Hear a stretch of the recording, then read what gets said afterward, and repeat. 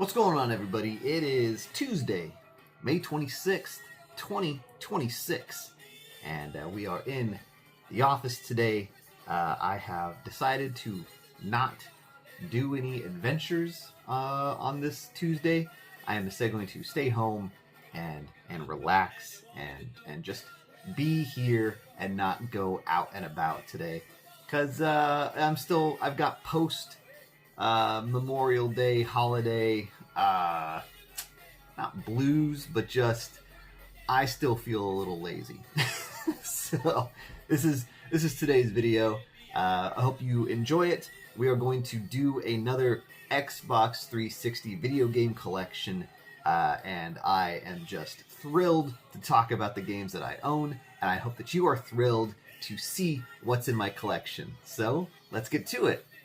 Before we start, I should talk about the music that's playing in the background. This is, of course, the Utopia album from Todd Rundgren.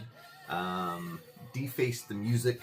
As I mentioned yesterday, I got done reading Patti Smith's memoir, Just Kids, and Todd Rundgren was featured in that fairly prominently. And so I am on a Patti Smith, Todd Rundgren kick right now, so enjoy this in the background. Alright, starting things off, we have Dead or Alive Extreme Beach Volleyball 2, or just Dead or Alive Extreme 2. Why is this so heavy? Oh, because it has a massive instruction manual. Is there... Oh, yeah, here we go. You gotta have the girls in their bikinis in the front page. I mean, come on. Why not, right? That's what this game's all about.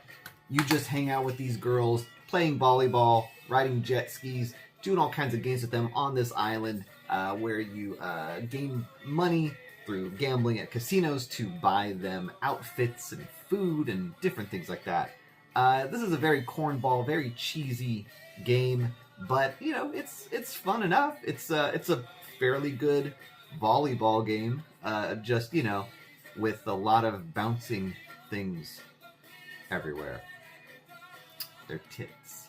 Next, we have one of my all-time favorite video games. This is Dead Rising, a third-person action-adventure title where you play as photojournalist Frank West, who has come to a town that's been overrun by zombies, which he can totally handle because he's covered wars. He is a war photographer, and he has come to document what's happening in this town. He gets stuck in a shopping mall, very similar to George Romero's Dawn of the Dead, and in fact, yeah, I think there's a disclaimer on here that also says something about basically like this game is not endorsed by George Romero or has anything to do with Dawn of the Dead. I can read it. It's right here. It says this game was not developed, approved, or licensed by the owners or creators of George A. Romero's Dawn of the Dead. Yeah, zombies in a mall very obviously took an inspiration from Dawn of the Dead. I'm sure they had to put that on there so they didn't get sued. Whatever. Dead Rising is great. The main kind of, I guess, drawback that a lot of people have with Dead Rising is there's this timer element where you have only so many in-game days to kind of solve the mystery or see the story of what's going on in this town and why it's being overrun by zombies. Some people don't like that because, you know, they just want to be able to kind of freely explore the game and progress in their own time. Other people are kind of like, you know, feel the adrenaline rush of like having to get this done in a certain amount of time. What it does, though, is it makes this game very replayable, because after you get through the I think it's 3 days, after you get through the 3 days of the story, you can start over again, and everything you've kind of unlocked has been unlocked, and you just need to kind of go down the pathways that you didn't go down before in order to kind of see where the story leads, and things like that. Obviously, other enemies are easier to beat because you're stronger now, etc., etc. Great video game. They have made they made 4 of these. They all got kind of progressively worse, unfortunately. This is the best one out of the whole bunch. Highly recommend Dead Rising if you've never played it. It's available on every modern console now, so no excuse to not check this game out. Continuing with Dead Rising, we have Dead Rising 2. This one is a different character. Forget his name. What is it? Chuck Green. He is a motorcycle racer, stuntman, and he has been summoned to a Las Vegas style city to compete in a like a zombie kind of game show thing.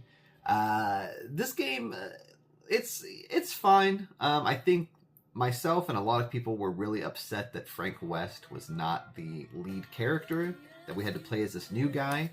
The timer is still there, the 72-hour timer, but instead of having to like solve the mystery of the story about the zombies in 72 hours, you instead have to find this like a medicine that keeps your daughter from turning into a zombie. Like she was bit and she's about to become a zombie, so you have to continually give her like a suppressant, like it's not an antidote because it doesn't cure it, but it suppresses her zombie urges. Like she doesn't turn into one, she still stays human. So you spend a lot of this game looking for I think it's called Zombrex. So anyway, Dead Rising 2 is not as good as Dead Rising in my opinion.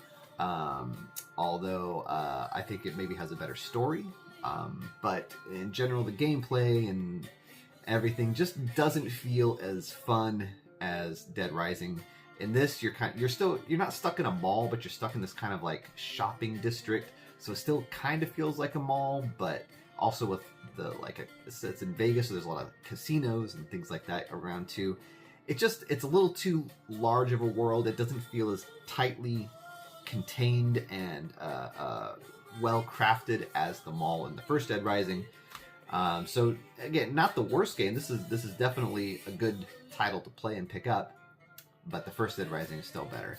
This is still better than Part 3, and I never played Frank's Big Package because no thanks. Here we have Disney Universe. I only played this game a couple of times. I was not thrilled with it. I picked it up because it was Disney related, and I figure at some point this is just going to be like a lost media because there's going to be some licensing issue that prevents this from being sold in the future. I don't know if it's available digitally on the Xbox store, but if it is, I would say pick it up because you never know when this is going to go away. Not that great. Our next title is a twofer. It is DJ Hero and DJ Hero 2. Oh, there's me. This is a rhythm game, music game, where you played with like it's basically a turntable controller where you would, push buttons and spin the turntable in time with the music, matching the little colored gems on the screen to craft and create a song, get through these DJ songs. Really fun. I was really surprised how much I enjoyed this game. I remember when it first came out, I thought the idea was really stupid. I was like, there's no way this is going to be interesting or fun. By the way, I'm a Rock Band guy, okay? I don't play Activision music games because Guitar Hero sucks. And so DJ Hero is going to suck too. And then I got over myself and I picked these up on a whim off of Amazon. I think they were like clearancing them out like in I think it was the late 2010s. And so, I was like, you know what? It's only, a few bucks on Amazon. I'll pick it up. I'll just see what it's all about. And so it was the first DJ Hero. Played it, and I loved it. Absolutely loved it. So I went and grabbed a copy of DJ Hero 2. Now I've got them in my collection. Haven't played them in a while. I should probably dust off the controller and check it out again, because I remember having a really good time with this game. Like I said, I loved them. So, yeah, maybe it's time to revisit the DJ Hero games. Next, we have Dragon Age 2. And, yes, I do not have Dragon Age Origins. Sorry. To be honest, I didn't necessarily love it, mostly because I played it shortly after I played Elder Scrolls Oblivion, and I was wanting another game in that kind of vein, and Dragon Age is nothing like Elder Scrolls at all. So I was really disappointed with it when it came out. However, I know I do own a digital version of it, so that's why it's not in my collection physically. I have a digital copy on my Xbox Series X. But anyways, Dragon Age 2, the sequel to Dragon Age, really poorly received when it came out. A lot of people kind of hated this game. I played it when it was the 10-year notable title, however many years ago that was, and I actually really enjoyed Dragon Age 2 a lot. I kind of prefer it to Dragon Age. I still really don't like Dragon Age Origins, but Dragon Age 2 is more, how do you say, it's more traditional. It's a third-person action RPG, and you just move. You run around this town, kind of completing quests and helping people out. I think people were put off by it because a lot of the quests are very similar to one another, and you just kind of do the same thing over and over again. It's a lot of fetch quests and kill this many enemies, etc. And so I can see why you would be upset, because Dragon Age Origins did have a very grand, sprawling story, and really kind of leaned into the RPG elements, and this is far more of an action game. So a fun title by itself, but if you loved Dragon Age Origins or the later Dragon Age games, you're probably not gonna love this one too much, although I would still recommend checking it out. Next up, we have Dynasty Warriors 6. This is a Dynasty Warriors game. They're like all literally the same game. You just run around a map with giant numbers of enemies to hit and attack and kill, and it's just wave after wave of bad guys. You're trying to control different spots on a map and complete some kind of objective, which is 99.9% of the time defeat the commander or something like that, right? So I can't tell you if this is any better or any worse than any other Dynasty Warriors game. They're all just kind of the same to me, but I love them all. Continuing, we have Dynasty Warriors Gundam Part 3. Did not play 1 or 2. I don't know why I have just Part 3. It must have been the only one that I could find at a retro game store. But again, this is just the same Dynasty Warriors, but instead of fighting off Chinese soldiers, you're fighting off giant robots. Nothing too special to say about this. It's fun, it's fine. If you like Gundam, if you like Dynasty Warriors, check this game out. We have now come to one of my all-time personal favorite video games, The Elder Scrolls IV: Oblivion. This is a fantastic role-playing game, played in the first-person view, although I think you can switch to a third-person, but I never did that. I would always play this in first-person view. This game is massive, one of the biggest games I ever played, and this I didn't fall in love with open world games because of this. It was Grand Theft Auto 3 that really gave me a love of open world games, but I had never played a role-playing game that was in a setting like this, right? Like, I didn't play Morrowind when it was on the Xbox, and I didn't play the other two Elder Scrolls games on PC because I just didn't have that powerful a PC in the 90s. So Oblivion is what really drew me into the open world RPG space, right? After this, you've got the Fallouts and you've got the other, Skyrim, etc. But Oblivion is where it all started for me. Absolutely love this game. Put over 100 hours into it. And that might even be a low number compared to many other people. But I could play Oblivion endlessly, right? I love the whole storyline, going into the different, like the world of Oblivion, like the demon realm, and closing those gates and saving the people of Tamriel from destruction. Highly recommend Oblivion if you've never played it. Skyrim is the better version, admittedly, right? Skyrim is great, and if you're wondering, it's not next on this.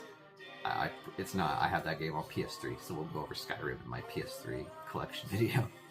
But anyway, Oblivion, fantastic game. Skyrim is better, but Oblivion is still wonderful. There is a remake that came out for modern consoles in the last couple years. You probably want to play that one instead, but if you want the original OG experience, go find this on the Xbox 360 or the PS3 and play this version if you want, the kind of 2000s jank or whatever you want to call it.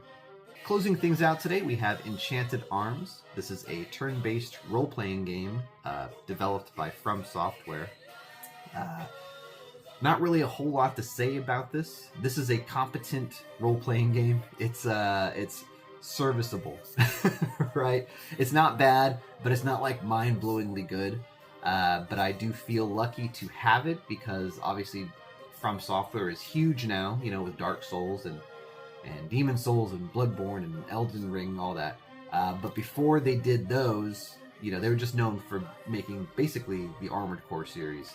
And Enchanted Arms was they did some role playing games, Evergrace and Eternal Ring. What was the other one they had? Kingsfield, right? But they didn't necessarily blow people away with those games. And Enchanted Arms didn't really blow people away either. Although, I must say, it is a good game. Like, if you want to play something fun, check out Enchanted Arms. If you love role-playing games, find this. It's an Xbox 360 exclusive, even. I mean, how many exclusive RPGs are there on the 360? Not a ton. So, if you see this in the wild, pick it up. It's probably going to be expensive, unfortunately. But I think it's worth having in any Xbox 360 owner's collection. Well, that's it for today's video. Thank you so much for watching. That was the next 10 games in my Xbox 360 collection. You can go back and watch part 1 and part 2 to see what other games you missed. Keep an eye out for part 4. That'll be coming up in, you know, however many days it takes for me to get lazy and do another one of these collection videos. But probably not going to be for a while because I do have some things lined up that are going to be quite exciting, I hope. Yeah, so anyway. Love ya.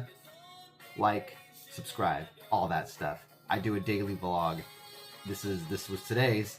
Tomorrow I'll do something different. I think I'm going to a concert at the Casbah, if I have my calendar correct. So, yeah, if you're at the Casbah on Wednesday night, I'll see you there. Otherwise, take care, and I'll see you next time. Bye.